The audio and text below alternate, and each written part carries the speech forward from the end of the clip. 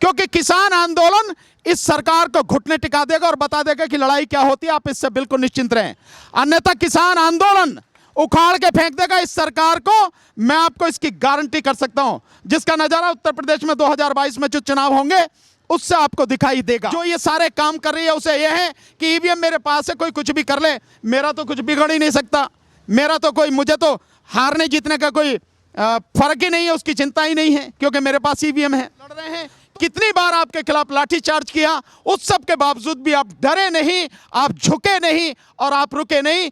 मैं आपको इस बात के लिए सैल्यूट करता हूं साथियों, ये बहुत बड़ी आपकी ताकत है, बड़ी हिम्मत। हर समय आपके साथ रहूंगा, अगर कोर्ट तक भी जाना पड़ा तो कोर्ट में भी लड़ेंगे, और अगर वैसे भी सड़क पर लड़ना पड़ा तो कंधे से कंधा, कदम से कदम मिलाकर आपके साथ यहीं पर लड़ेंगे।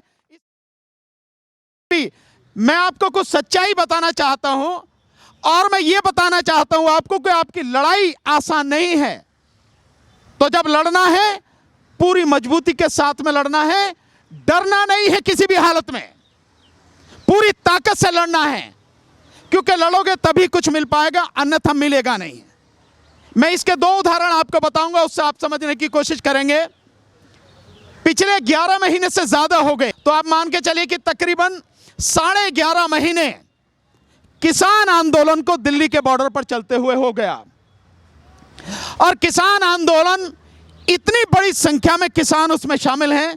मैं पहले दिन से लेकर आज तक उनके साथ में हूं, और सारी जो लीगल चीजें हैं अब मैं उनको देख रहा हूं। धीरे धीरे जो भी यहां किसानों के मुकदमे चलेंगे उस सबको डील करना मेरी जिम्मेदारी, और मेरे साथी जो हैं कुछ और हमारे साथी, अब सब उनकी जिम्मेदारी है जो भी यहां मुकदमे चलेंगे। और अभी जो लखीमपुर खीरी में हुआ है वहां भी हम गए हैं, वहां भी सारी चीजें हैं, किस तरह से लीगल मैटर से कैसे उनको डील किया जाएगा, ये सारी कोशिश हम लोग कर रहे हैं।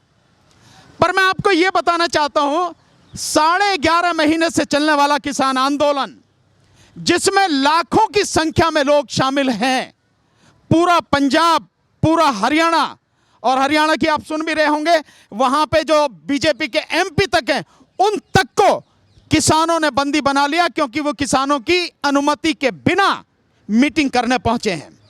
तो किसान आंदोलन कितना मजबूत होगा इसका अंदाजा आप लगा सकते हैं। और उसके बावजूद भी जब से वो आंदोलन चल रहा है, पूरा पंजाब, हरियाणा, उत्तर प्रदेश, मध्य प्रदेश, कर्नाटक, केरल, तमिलनाडु, छत्तीसगढ़, बिहार, पश्चिम बंगाल, गुजरात और राजस्थान, ये सारे स्टेट इन्वॉल्व हैं। उस सब के बावजूद भी सरकार टस से मस होने को तैयार नहीं है। इससे हतोत्साहित होने की जरूरत नहीं है, क्योंकि किसान आंदोलन इस सरकार को घुटने टिका देगा और बता देगा कि लड़ाई क्या होती है। आप इससे बिल्कुल निश्चिंत रहें, अन्यथा किसान आंदोलन उखाड़ के फेंक देगा इस सरकार को। मैं आपको इसकी गारंटी कर सकता हूं, जिसका नजारा उत्तर प्रदेश में 2022 में जो चुनाव होंगे उससे आपको दिखाई देगा, यह आप बिल्कुल निश्चिंत रहें। लेकिन मैं आपको यह बताना चाहता हूं कि ऐसी जिद्दी सरकार है, ऐसी बेरहम सरकार है, ऐसी बेदर्द सरकार है कि लोगों का दुख इसे दिखाई नहीं देता, लोगों की समस्याएं इसे सुनाई नहीं देती।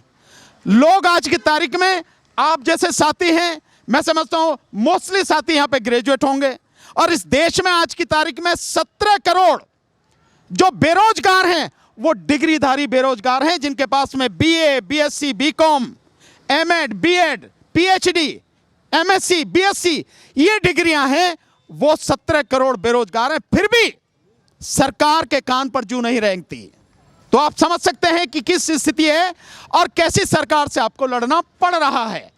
इसलिए साथियों, मैं आपको सिर्फ सच्चाई इसलिए बता रहा हूं, आपको मजबूत होना है और भी ज्यादा। और मैं समझता हूं आपके समर्पण में कोई कमी नहीं है कि बिना कुछ हुए, आपके पास कुछ नहीं है, कोई पैसा नहीं है, कुछ नहीं है, उस सब के बावजूद भी आप दिल्ली में रहकर लगातार लड़ रहे हैं। कितनी बार आपके खिलाफ लाठीचार्ज किया, उस सब के बावजूद भी आप डरे नहीं, आप झुके नहीं और आप रुके नहीं। मैं आपको इस बात के लिए सैल्यूट करता हूं साथियों, ये बहुत बड़ी आपकी ताकत है, बड़ी हिम्मत है आपकी। लेकिन साथियों, इससे ही पता लगता है कि बेईमानी किस लेवल पर और कितनी बड़ी धांधली हो रही है। लेकिन ये सरकार, ये इसके पैदाइशी ही सरकार की बेईमान पे है, क्योंकि जो सरकार बन के आई है वो ईवीएम में घोटाला करके बन के आई है। अन्यथा इस सरकार को इस देश में आज नहीं, पिछले साल जो 2019 में चुनाव हुआ उससे पहले से ही बहुमत हासिल नहीं है। केवल ईवीएम में घोटाला करके सरकार बन के आई, और इसलिए जो ये सारे काम कर रही है उसे यह है कि ईवीएम मेरे पास है, कोई कुछ भी कर ले, मेरा तो कुछ बिगड़ ही नहीं सकता, मेरा तो कोई, मुझे तो हारने जीतने का कोई फर्क ही नहीं है, उसकी चिंता ही नहीं है क्योंकि मेरे पास ईवीएम है।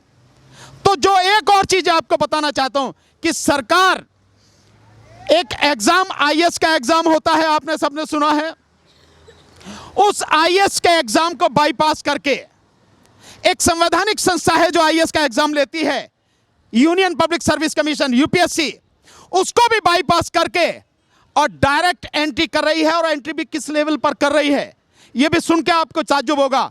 जॉइंट सेक्रेटरी लेवल पर जो आईएएस ऑफिसर होते हैं सेंट्रल गवर्नमेंट में या स्टेट गवर्नमेंट में, उनकी चार जो सबसे ऊपर की जो टॉप की जो पोस्टें होती हैं वो होती हैं डायरेक्टर, उसके बाद में जॉइंट सेक्रेटरी, और फिर एडिशनल सेक्रेटरी, और सबसे लास्ट में सेक्रेटरी।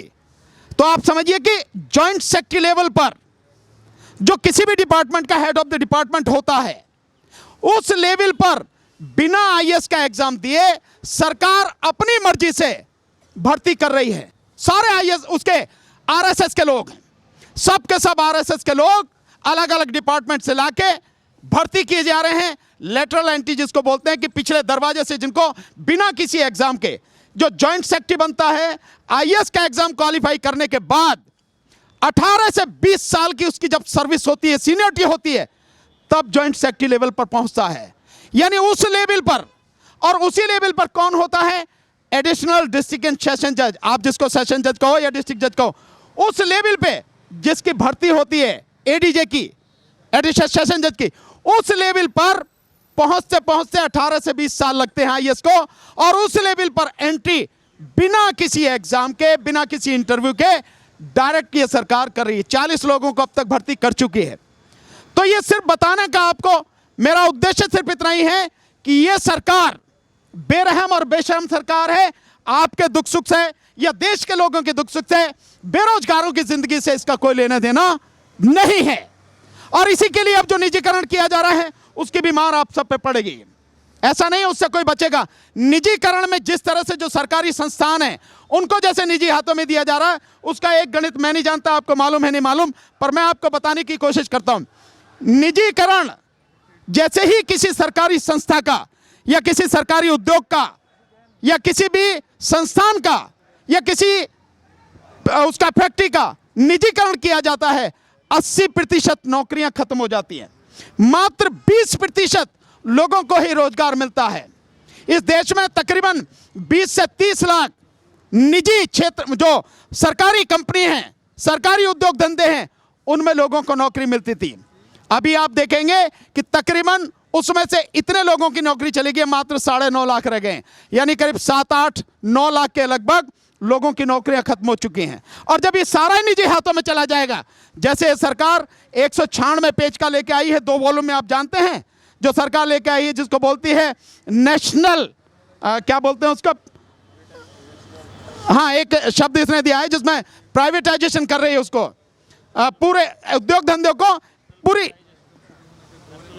हाँ नेशनल मोनेटाइजेशन करके जो लेके आई है, 196 पेज की 2 वॉल्यूम में किताब है। जितनी भी सरकारी कंपनियां हैं उनको निजी हाथों में देगी, उसकी कीमत लगा रखी है। इसके अलावा जो आपके जो हाईवेज हैं जिसमें 26,700 किलोमीटर का हाईवेज बेचे जाएंगे, उनकी कीमत लगाई है सरकार ने 1,52,000 करोड़ के लगभग। तो इस तरह से जिस तरह से ये प्राइवेटाइजेशन होगा, महंगाई बढ़ेगी और साथ में बेरोजगारी बहुत बुरी तरह से बढ़ेगी। अगर मैं रेलवे का कहूं, केवल रेलवे को अगर पूरा प्राइवेटाइजेशन होगा, आज की तारीख में 14 लाख उसमें नौकरियां हैं, 14 लाख लोगों को रोजगार है। जैसे ही रेलवे प्राइवेट हाथों में जाएगी, और आप देख रहे हैं जिस तरह से अडानी के हाथ में बेचा जा रहा है, अब आप समझ सकते हैं कि कितने व्यापक पैमाने पर बेरोजगारी बढ़ेगी। और ठीक इसी तरह से अब आपके साथ में ये सारा सब कुछ हो रहा है। मैं पूरी गहराई में जाके आपकी हर बात को जानने की कोशिश करूंगा, समझूंगा, और इस बात आपको विश्वास दिलाता हूं, हर समय आपके साथ रहूंगा। अगर कोर्ट तक भी जाना पड़ा तो कोर्ट में भी लड़ेंगे, और अगर वैसे भी सड़क पर लड़ना पड़ा तो कंधे से कंधा, कदम से कदम मिलाकर आपके साथ यहीं पर लड़ेंगे।